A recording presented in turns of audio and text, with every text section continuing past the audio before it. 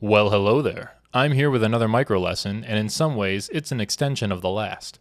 This one's about standing orders, a set of options that new players might not even notice exists, and veterans may never use. That's because they aren't totally necessary to play the game, but they are quite handy nonetheless. Within these options are some interesting ways to dial in how your dwarves handle certain materials, and those materials are the kind that really need to be handled properly. I'm talking dead bodies and garbage, among other things. So let's see exactly what standing orders are all about.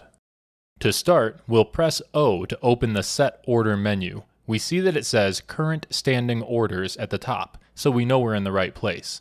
The first order on the list is Announce Some Job Cancellations. Pressing X allows us to change this to Most, All, or None. I don't think there are important cancellations being missed with the default of some, so I always leave it there. If you're comfortable micromanaging and multitasking, then you may be able to turn it to none and just keep a close eye on everything. But I personally keep my game at Announce Some and just work to reduce cancellations.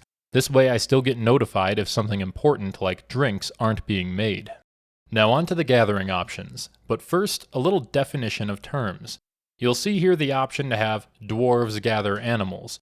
Well, in these menus, gather is opposed to ignore. So setting dwarves to gather is necessary if you want them to do anything at all with these items, including dumping it in the garbage dump, which seems a bit confusing because gathering and throwing away are two different things. But in standing orders, the garbage dump is just another place to gather things too. If you set dwarves to ignore something, they will not touch it at all until you specify a task for it.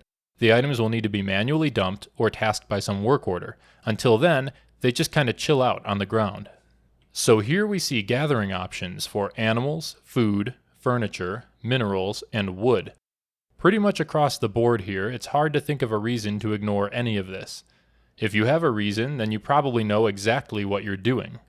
It's particularly dangerous to ignore bodies, because this will instruct your dwarves to let them rot where they lie until you personally designate otherwise. It's best to keep these settings together, unless you have some sort of plan.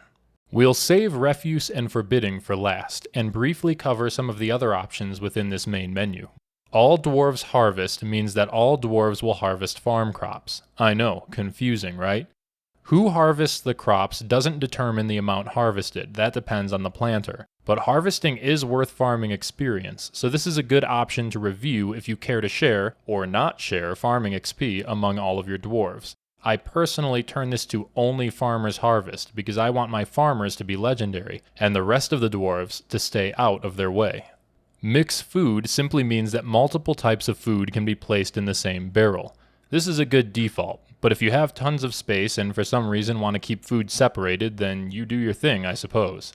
Next is Workshop Orders, which takes us into a new menu when we press Shift-W.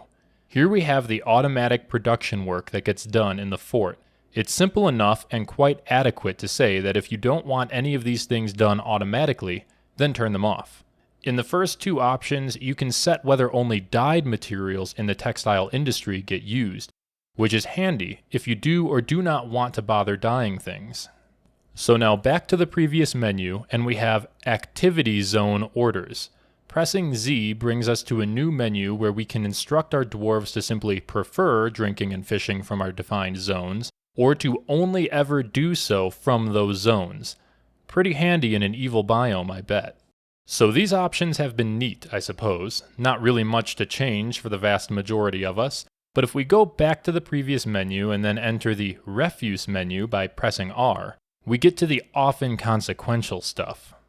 Right at the top is the option for dwarves to gather or ignore refuse in general. If this is set to ignore, then all forms of refuse such as corpses, shells, damaged furniture, etc. won't be touched by your dwarves, and instead allowed to sit and collect on the ground.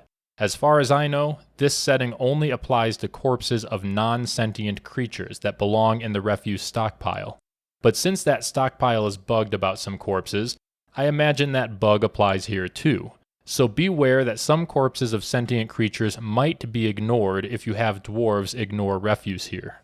Next we can press O to gather or ignore refuse that's outside.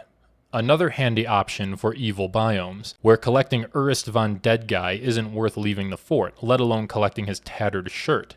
Now if we set that to gather, then we see a new option to gather vermin remains. This option is for vermin remains that are outdoors specifically.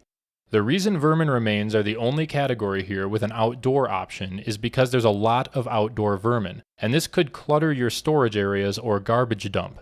Even a honeybee, dead from its own futile sting, would be gathered up from the great outdoors and placed with the rest of your vermin remains. Indoor vermin are handled by the other option below, so you can still gather them without gathering every piece of roadkill on the map. So now we have another definition of terms to make. The remaining options are to either save or dump their respective items. There's some confusion here, akin to the confusion of gathering things you want to throw away. To save something means to put it into whatever stockpile you have set up for it. It doesn't mean you like it or want to use it for something, like decorating the mayor's office with the skulls of his fallen soldiers until he goes insane to make room for a more favorable ruler. No, it just means put it in a stockpile. Alternatively, to dump the item is to put it in the garbage dump zone. Keep in mind that dumped items automatically become forbidden, so if you want to use any of these items in crafts, you want to save them. All of these options are subject to the first three options as well. If you have dwarves ignoring refuse outside, then they won't save skulls that are outside, they'll just ignore them, even if you have save skulls selected. The other category includes vermin remains that are indoors, as mentioned previously, along with anything not listed above, such as damaged furniture or tattered clothes. Pretty much the entire refuse stockpile list, except for what's already covered. Now there's just one menu left, and it's another important one. We'll go back to the main orders menu and press Shift F to visit the final menu, where we see some options to forbid or claim items automatically. Specifically items that will be dropping on the battlefield. Forbidding some of these items may be preferable if you don't want dwarves to automatically start hauling hundreds of items into the fort after a fight. Instead, you can scan through the carnage manually and claim what you would like. But if you're like me, then you already have designed stockpiles and work orders ready to process stuff like corpses and meltables. So you may want to just automatically claim most or all of this stuff to save yourself the trouble of doing so manually.